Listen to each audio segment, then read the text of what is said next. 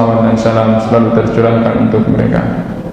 Jemaah kaum muslimat yang dimuliakan Allah Subhanahu wa taala, alhamdulillah sore hari ini kita kembali hadir di majelis ilmu ini untuk sama-sama membuka hati kita untuk belajar perkara-perkara yang penting yang berkaitan dengan urusan agama kita, karena muslim ataupun muslimah, talabul ilmi faridatun ala kulli muslim, menuntut ilmu adalah wajib bagi setiap muslim untuk menyempurnakan keislaman kita, untuk memperbaiki keislaman kita, dan bahkan untuk mempertahankan keislaman kita. Itu ada cara yang lainnya kecuali kita menuntut ilmu, karena dengan menuntut ilmu akan membuat kita semakin mengenal agama yang mulia ini. Semakin kita mengenal, semakin tumbuh rasa cinta kita dengan agama ini, sehingga dengan ilmu tersebut Allah Subhanahu wa taala akan mengokohkan keimanan kita, mengokohkan keislaman kita. Semoga Allah Subhanahu wa taala mengajarkan kepada kita ilmu yang bermanfaat untuk dunia dan akhirat kita. Semoga dengan ilmu ini Allah mengampuni dosa-dosa kita, menutup aib kita, mengangkat derajat kita, dan semoga Allah Subhanahu wa taala memberikan taufik kepada kita untuk mengamalkan setiap ilmu yang kita pelajari. Sore hari ini sedikit kita akan mengingatkan kembali suatu poin penting dalam agama kita terkait dengan momentum akhir tahun yang mungkin sebentar lagi akan kita hadapi bersama. Sudah kemarin di tahun yang lalu, gak apa-apa, di tahun ini pun harus kita ingatkan lagi. Sudah sering saya dengarkan, enggak apa-apa. Semakin sering kita mendengarkan ilmu, semakin kuat ilmu itu dalam hati kita. Sesering apapun ya kita membahas permasalahan ini, tapi tetap realita yang kita dapatkan dalam kehidupan kita masih banyak. Ya, kaum muslimin dan muslimat, atau bahkan mungkin orang-orang di sekitar kita, keluarga kita, ya, teman-teman kita, kerabat-kerabat kita yang masih ya melakukan perbuatan-perbuatan tersebut, sehingga ini akan menyadarkan kita secara pribadi untuk diri kita, sekaligus secara ya sosial kita dengan orang-orang yang ada di sekitar kita, sesuai dengan kemampuan kita untuk memberikan peringatan kepada mereka ya, terkait dengan bagaimana sikap kita sebagai seorang muslim terkait dengan perayaan-perayaan seperti itu, mulai dari perayaan hari Natal, kemudian dilanjutkan lagi di akhir tahun atau di awal tahun baru nanti ada perayaan tahun baru. Kalaupun hari Natal mungkin masih sangat melekat sekali dengan orang-orang di luar Islam, tapi kalau tahun baru ini hampir-hampir semua umat manusia, bahkan mungkin orang Islam yang lebih antusias melaksanakan atau merayakan hari raya tahun baru tersebut. Bukan tanpa sebab, bukan tanpa alasan mereka melakukan itu. Bahkan bukan hanya sekedar kalangan awam, ada sebagian orang-orang yang dianggap berilmu, orang-orang yang ditokohkan, yang memberikan semacam legalitas hukum secara syariat tentang dibolehkan merayakan hari-hari besar seperti itu. Nah, ini yang perlu kita bahas. Jangan sampai kita termakan dengan kerancuan beragama, syubhat-syubhat seperti itu, sehingga akan merancukan pikiran kita. Nah, sehebat apakah sih, ya, seberat apa sih ya, perkara itu dalam agama kita? Nah, ini yang kita akan bahas. Ada 3 poin penting yang akan kita bahas di sini. Pertama, kaitan dengan hukum merayakan tahun baru dalam pandangan syariat. Kemudian yang kedua, poin yang tidak kalah pentingnya juga yang sering saya ingatkan, yaitu adanya usaha sebagian kaum muslimin untuk mengislamisasikan tahun baru, merubah wajah tahun baru itu dengan dipoles sedemikian rupa sehingga ya, terbentuk seperti wajah Islami, ya, dan mereka menganggap itu suatu wajah lain daripada perayaan tahun baru yang diyakini itu sebagai sebuah kebaikan. Lantas yang ketiga poinnya adalah bagaimana sebenarnya kita sebagai muslim atau muslimah menyikapi, ya, menyikapi daripada perayaan-perayaan seperti itu. Pertama kaitan dengan hukum, ya, ini yang terkadang menjadi polemik, kerancuan atau syubhat yang menjangkiti sebagian daripada kaum muslimin, ya, sebagian daripada kaum muslimat, itu adanya orang-orang yang membolehkan. Kenapa? Ya, ini sebenarnya berawal dari bagaimana kita melihat apa sebenarnya perayaan daripada atau hakikat daripada perayaan tahun baru itu, ya. Sehingga perbedaan pandangan terhadap hakikat perayaan tahun baru inilah yang berkonsekuensi akan perbedaannya pandangan hukum, ya. Orang-orang yang membolehkan, kita mulai dari pandangan mereka.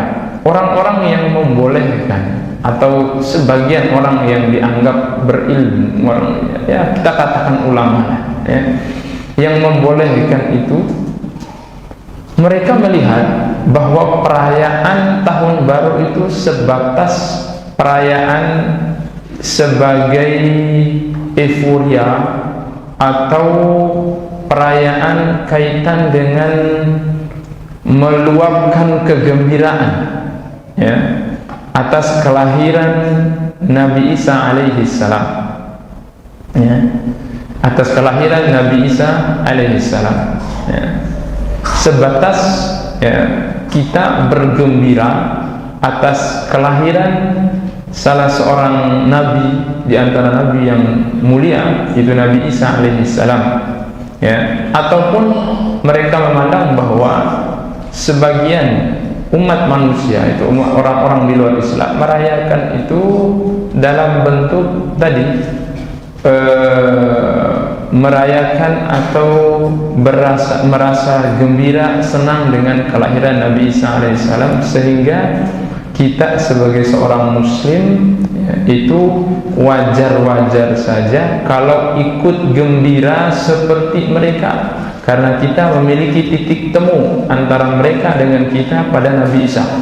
Itu kita sama-sama mengaku bahwa beliau adalah sebagai nabi yang kita muliakan. Sehingga dari situlah mereka memandang bahwa apa salahnya, ya, nggak ada ya salahnya kalau seorang muslim ikut bergembira, ya, atas kelahiran Nabi Isa alaihissalam, manusia mulia. Tidak ada masalahnya kalau seorang muslim hanya sekedar mengucapkan selamat, memberikan ucapan selamat atas kelahiran seorang nabi yang mulia. Nah, disitulah letak kerancuannya, di antara kerancuan berpikirnya mereka itu, selain daripada hal-hal yang lainnya. Lantas bagaimana? Apakah benar seperti itu hakikat daripada perayaan tahun baru? Maka kita katakan bahwa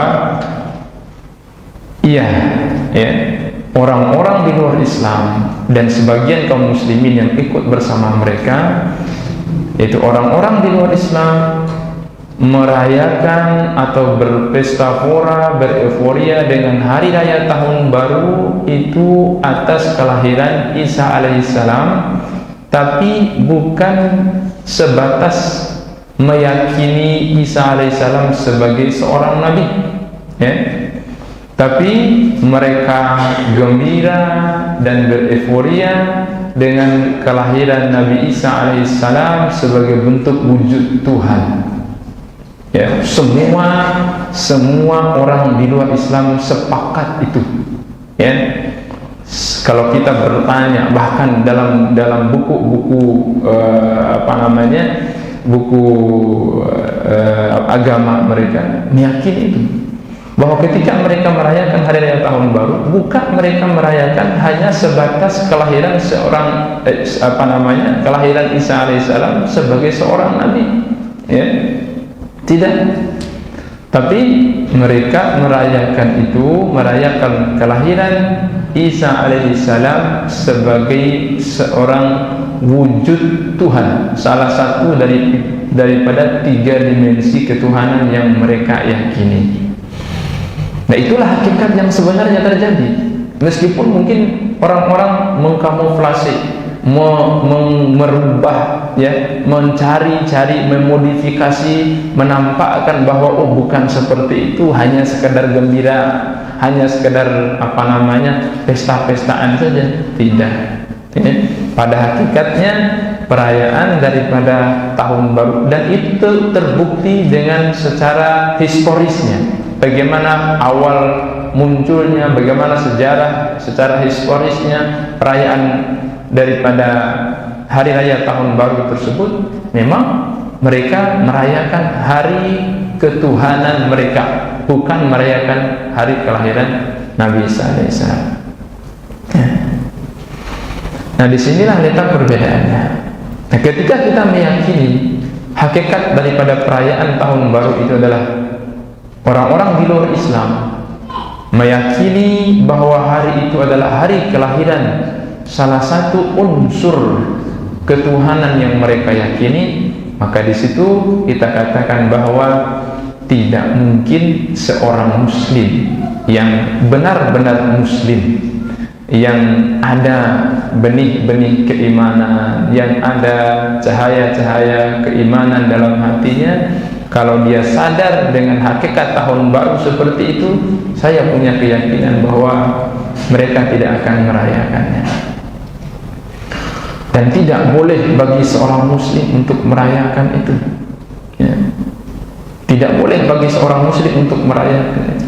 Bagaimana seorang muslim merayakan daripada hari yang dirayakan oleh orang-orang di luar Islam, yang mereka yakini bahwa hari tersebut adalah hari kelahiran daripada salah satu unsur ketuhanan mereka. Dan ini sangat-sangat bertentangan dengan prinsip akidah kita. Ini bukan masalah pesta, bukan masalah mubazir, ya, bukan masalah apa-apa, ya, bukan masalah ada maksiat atau tidak, ya, bukan masalah berapa harta yang mereka habiskan. Lebih daripada itu semua adalah masalah akidah, masalah keyakinan. Ketika seorang ikut serta merayakan keyakinan kekufuran itu, maka dikhawatirkan orang tersebut terjerumus dalam kekufuran kepada Allah Subhanahu wa taala. Jelas hari raya itu adalah hari raya kekufuran, karena mereka merayakan hari kelahiran Tuhan mereka. Tidak, jelas itu kufur, ya, jelas itu kufur.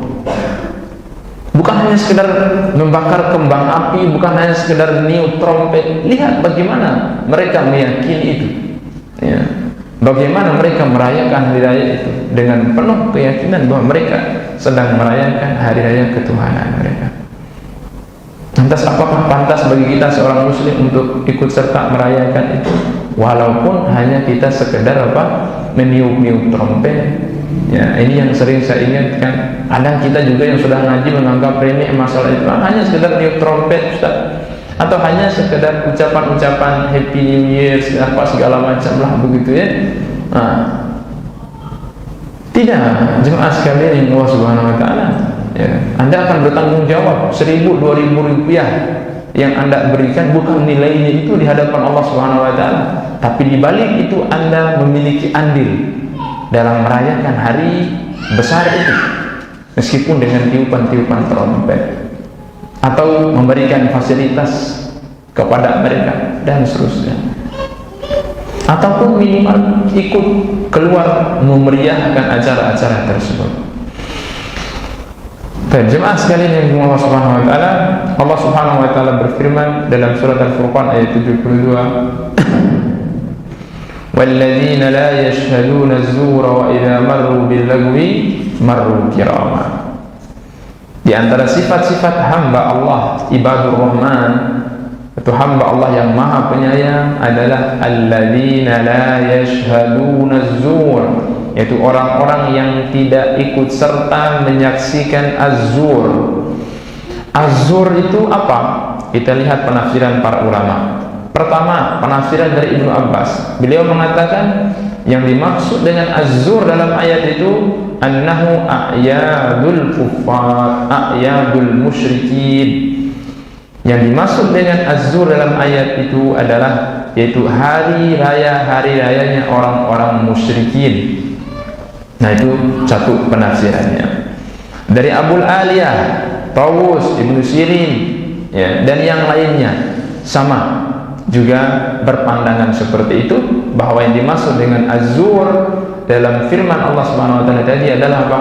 Hari raya orang-orang musyrikin. Berarti walladzina la yashhaduna az-zur, yaitu orang-orang yang tidak menyaksikan az-zur, yaitu orang-orang yang tidak ikut serta menyaksikan perayaan hari raya orang-orang musyrikin dengan berbagai macam bentuk kekufuran mereka, bentuk kesyirikan mereka.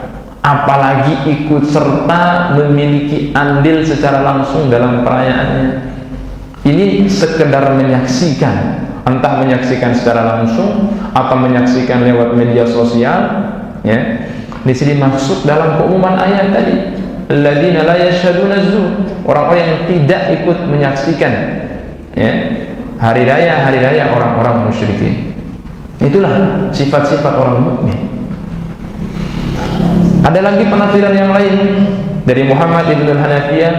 Beliau mengatakan az-zur itu adalah al-lahwu wal ghina.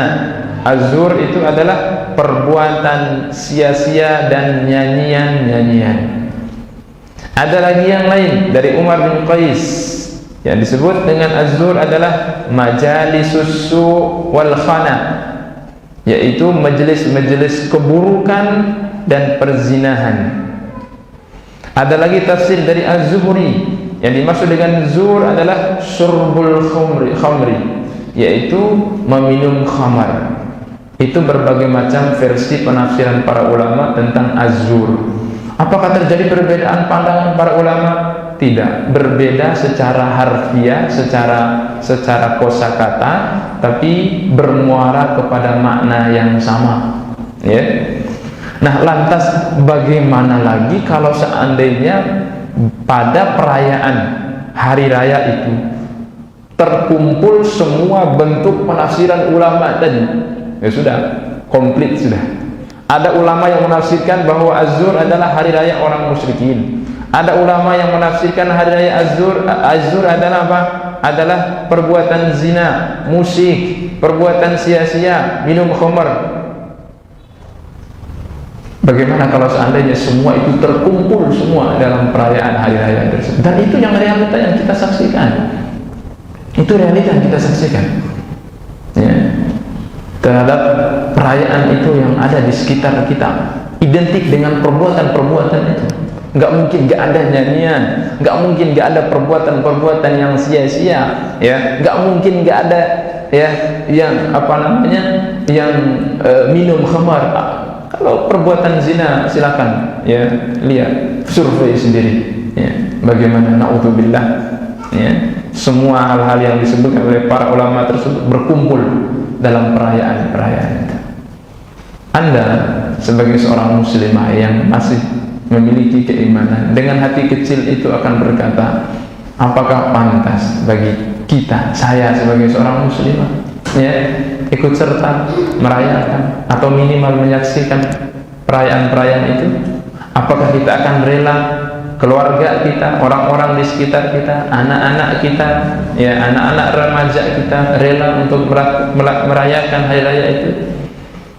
Kita sebagai seorang muslim, ya, tentu jawaban kita sama, tidak akan mungkin, ya, kita rela. Cukuplah kalau seandainya, ya, poin pertama itu sudah menjadi, ya, sebab bagi kita untuk apa? Tidak ikut serta dalam hal tersebut. Itu kaitan dengan apa? Dengan hari raya kekufurannya orang-orang kufar dan musyrikin. Nah, ini jemaah sekalian yang dimuliakan Allah Subhanahu wa taala. Singkat saja kita mungkin karena waktu terbatas. Kemudian yang kedua di antara dalil-dalilnya adalah dari hadis Rasulullah Sallallahu Alaihi Wasallam ketika Rasulullah Sallallahu Alaihi Wasallam datang ke kota Madinah dan mendapatkan kaum Ansor, orang-orang di Madinah, mereka merayakan 2 hari raya mereka. Nabi bertanya, "Mahadhanil yaumani?" 2 hari raya apa ini? Kok kalian berpesta-pesta, bersenang-senang dengan 2 hari raya, 2 hari ini? Qalu kunna nal'abu fihi ma fil jahiliyah. Mereka mengatakan, "Wahai Rasulullah, kami dulu biasa di hari-hari masa jahiliyah kami dulu itu biasa bermain-main, sekedar bermain-main, sekedar berpesta-pesta di 2 hari tersebut." Faqala Rasulullah sallallahu alaihi wasallam, Nabi sallallahu alaihi wasallam mengatakan, "Innallaha qad abdalakum bihima khairan minhuma yaumal adha wa yaumal fitri." Sesungguhnya Allah Subhanahu wa taala telah mengganti bagi kalian yang lebih baik daripada 2 hari raya kalian tersebut, yaitu hari raya Idul Adha dan hari raya Idul Fitri. Tidak ada hari raya yang lainnya. Yang sekarang ini ya, luar biasa, semua ada hari rayanya, mulai dari hari raya bapak, hari raya ibu, ada gurunya, hari raya gurunya, hari raya santrinya, hari raya muridnya, hari apalah, macam-macam, begitu luar biasa ya. Berbagai macam perayaan, festival, hari raya besar ya, yang sama sekali tidak ada dalam tuntunan Islam ya. Kita cukup dengan agama kita cukup dengan apa yang diajarkan oleh agama kita, cukup itu. Nggak perlu kita ya membuat sesuatu lagi yang melebihi daripada agama kita. Cukup dengan apa yang Allah Subhanahu wa taala syariatkan kepada kita ya. Kita puas dengan agama kita komitmen dengan agama kita itu ya. Gak perlu kita harus menambah dengan ini, itu, hari raya ini, itu, dan segala macam. Kalau kita ingin memuliakan ibu, gak perlu dengan menunggu setahun kita merayakan hari ibu. Setiap detik waktu kita rayakan ibu kita. Setiap waktu yang terlewatkan dalam kehidupan kita rayakan bapak kita. Setiap waktu kita di masa kita belajar, kita hormati guru kita muliakan mereka, dan seterusnya. Tidak terbatas dengan hari-hari dan waktu tertentu. Nah, kemudian dari athar-athar sebagian salaf diriwayatkan oleh Al-Imam Al-Baihaqi dari Umar bin Khattab radhiyallahu anhu, beliau mengatakan, "Ijtanibu a'da'allahi fi 'idihim." Jauhilah oleh kalian musuh-musuh Allah di hari raya mereka. Ya. Ini perintah dalam syariat. Disuruh kita untuk menjauh, apalagi merayakan, menjauh.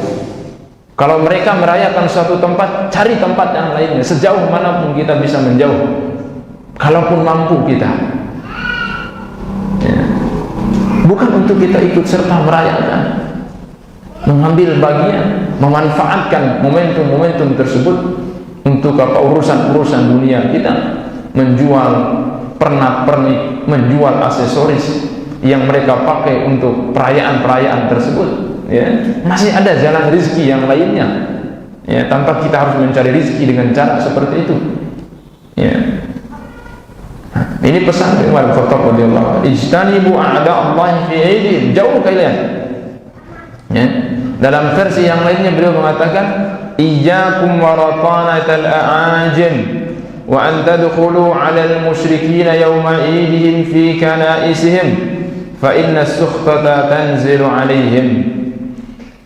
Hati-hatilah kalian dengan mempelajari bahasa mereka. Ini hanya sekedar mempelajari bahasa saja. Umar itu sangat berhati-hati, tapi bukan berarti haram ya.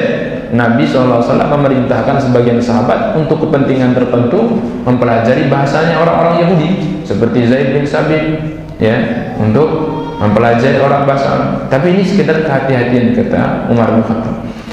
Dan jauhilah oleh kalian untuk masuk menemui orang-orang musyrikin di hari-hari raya mereka, di tempat-tempat ibadah mereka.